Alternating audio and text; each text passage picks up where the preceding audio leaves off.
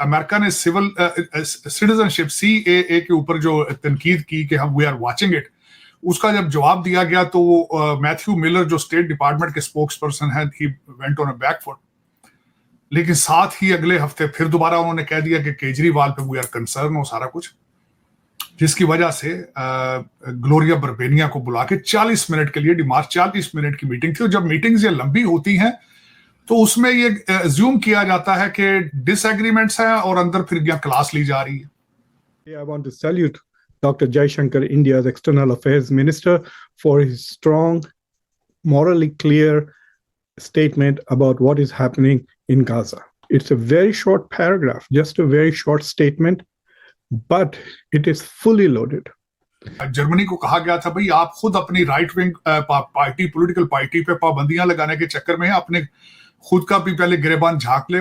And I wish that Anthony Blinken, the Secretary of State of my country, the Foreign Minister of the United States, was half the man that Dr. Jaishankar is. If he was half the man that Dr. Jaishankar is, we would have a much better world. जिस तरीके से 6 जनवरी के लोगों को पकड़कर 18-18 साल की सजाएं दी गई हैं, ये इनका जुडिशियल सिस्टम अपना काम कर रहा है जाके, अगर ये फिर भारत में पोकिंग करें जाके।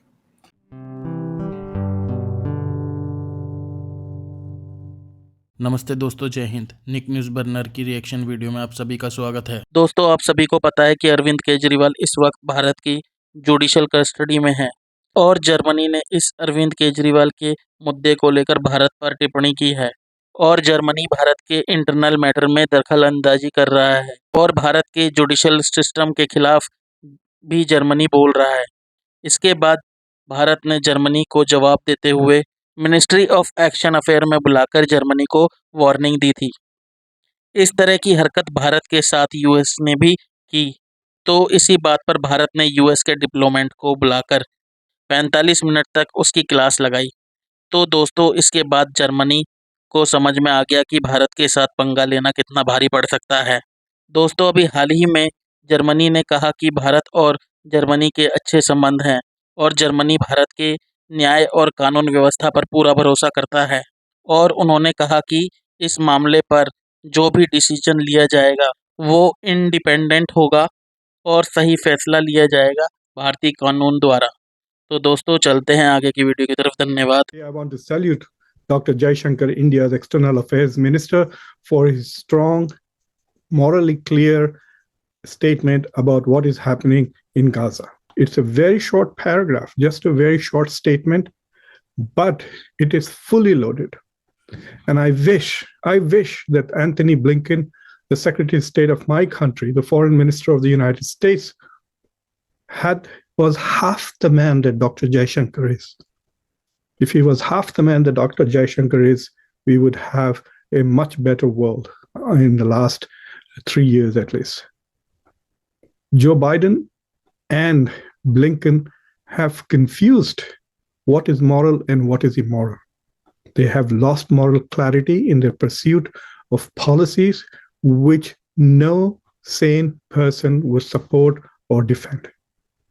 In their desperate attempts to defend Israel, to protect Israel, no matter what, they have confused not only what America's identity and moral principles are, but they have also tried to undermine international institutions and international law.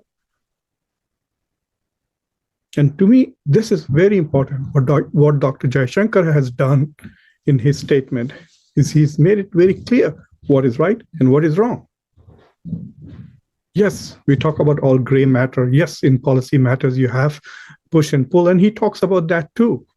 But he says, yes, there are interests which may impede how we act, but we should not lose sight of what is the right thing. And that is why in this conversation, I salute Dr. Jaishankar for his moral clarity on policy issue. एक तो मैं 2 वाकयात बताना चाहूंगा। एक तो Germany ने सबसे पहले तो अमेरिका ने सिविल सिटीजनशिप CAA के ऊपर जो तनकीद की कि हम वी आर वाचिंग इट, उसका जब जवाब दिया गया तो वो मैथ्यू मिलर जो स्टेट डिपार्टमेंट के स्पोक्स पर्सन है, he went on a back foot.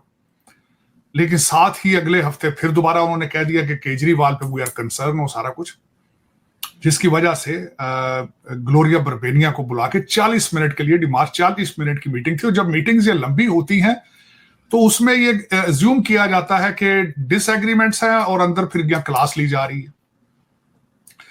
तो इसमें जो 2-4 नुक्ते मैं बताना चाहूंगा कि जो भारत की तरफ से जवाबन आए हैं। एक तो जर्मनी को कहा गया था भाई आप खुद अपनी right wing party, political party पे पाबंदियां लगाने के चक्कर में अपने खुद का भी पहले गिरेबान झांक ले। और उसके बाद अमेरिका को जो बताई गई हैं 3 चीजें, एक तो अबॉर्शन के हवाले से उन्हें बताया गया अमेरिका के हालात हैं, फिर उन्होंने बताया कि बॉर्डरों के ऊपर किस तरीके से अपने बच्चों को पिंजरों में बंद कर रखा है, और तीसरा डोनाल्ड ट्रंप साहब के हवाले से उन्होंने बताया कि किस तरीके से एस्टेब्लिशमेंट ने घेरा डाला हुआ है। पहले 90 से ज्यादा केसेस हैं उनके खिलाफ, वहां से अनइलेक्टेड रूलिंग एलीट जब इस उनको वैलेट से बाहर रखने में नाकाम रही है, फिर दूसरा अटैक किया गया है उनके ऊपर के उनको फाइनेंशियली बैंकरप्ट किया जाए, उनको डिमोरलाइज किया जाए। तीसरा जो इस वक्त मुल्क के जो प्रेसिडेंट हैं, दर हकीकत ओबामा साहब आजकल परेशान हैं। पिछले 1 हफ्ते में 2 मीटिंग्स कर चुके हैं बराक बाइडेन के साथ, और उनको कैंपेन एडवाइज कर रहे हैं कि डोनाल्ड ट्रंप जीत रहा है, आए मिलके। अब यहाँ पे अफवाहें उड़ रही हैं वॉशिंगटन डीसी में कि किसी तरीके से उनको पकड़ लिया जाए, जेल में भेजा जाए, ताकि वो डिमोरलाइज होकर इलेक्शन से बाज आ जाए।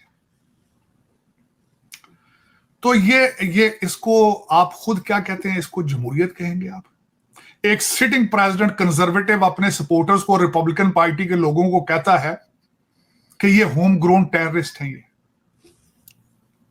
और फिर उसके बाद जो आधा कंट्री डिवाइडेड है और जिस तरीके से 6 जनवरी के लोगों को पकड़कर 18-18 साल की सजाएं दी गई हैं, ये इनका जुडिशियल सिस्टम अपना काम कर रहा है जाके। अगर ये फिर भारत में पोकिंग करें जाके, जर्मनी ने एतराज किया है और इन्होंने भी एतराज किया कि वी होप कि वहां पे जुडिशियल सिस्टम जो है काम कर रहा हो। भाई तुम्हें किस तरह पता है यहां पे जुडिशियल सिस्टम काम नहीं कर रहा?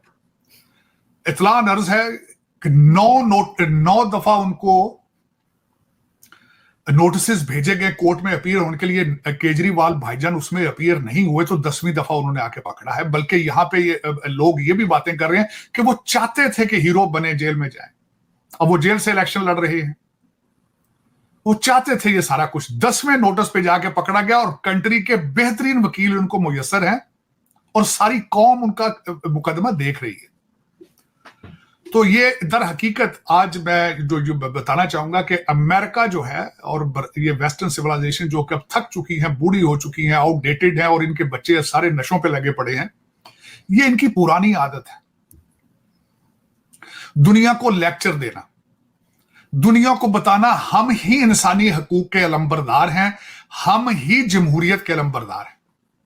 जरा इनसे पूछा जाए कि 32,000 फलस्तीनी मारे जा चुके हैं, असला आप सप्लाई कर रहे हो अभी भी इजराइल को, आज भी पैसा उनको दे रहे हो, वहां इंसानी हकूक के कोई हालात नहीं है वहां पे। कितनी बेशर्मी है, यहां पे डबल स्टैंडर्ड है इनका। कश्मीर के बारे में, भारत के बारे में सारी बातें कर लेंगे कि इंसानी हकूक का, लेकिन जब चाइना के अंदर मुसलमान उधर वीगर्स पे जाएंगे, दूसरी तरफ मुंह दूसरा कर लेंगे। तो फिर इसमें ये डबल स्टैंडर्ड है दर हकीकत वेस्टर्न सिविलाइजेशन का। इनको रोकने वाला, इनके आगे बात करने वाला क्यों नहीं है? क्योंकि दूसरे ममालिक जिस तरह पाकिस्तान है, जिस तरह मालदीव है, वो डॉलरों में बिजी रहते हैं, इनके सामने बोलते नहीं है। अमेरिकन एम्बेसडर जो है वो पाकिस्तान में इस तरह ही घूमता है जिस तरह कभी ब्रिटिश वायसराय घूमता था वहां पे। तो मैं बहुत खुश हूं कि ग्लोरिया बर्बेनिया को बताया गया है कि मैडम पहले अपने गिरेबान में झांक लो, और ये जमहूरियत और ममूरियत के लेक्चर किसी और को देना जाके, और ये जो अदालतों के चक्कर में पड़ना, पहले अपनी अदालतें देख लो काम कर रही हैं कि नहीं कर रही। दोस्तों अगर आपको हमारी वीडियो पसंद आई है तो प्लीज़ लाइक ज़रूर करें और साथ में शेयर करना ना भूलें। और साथ ही दोस्तों ऐसी ही लेटेस्ट वीडियो देखने के लिए हमारे चैनल को सब्सक्राइब करें, साथ ही बेल का आइकन जरूर दबाएं ताकि सबसे पहले आपको हमारी वीडियो की नोटिफिकेशन मिल सके। धन्यवाद।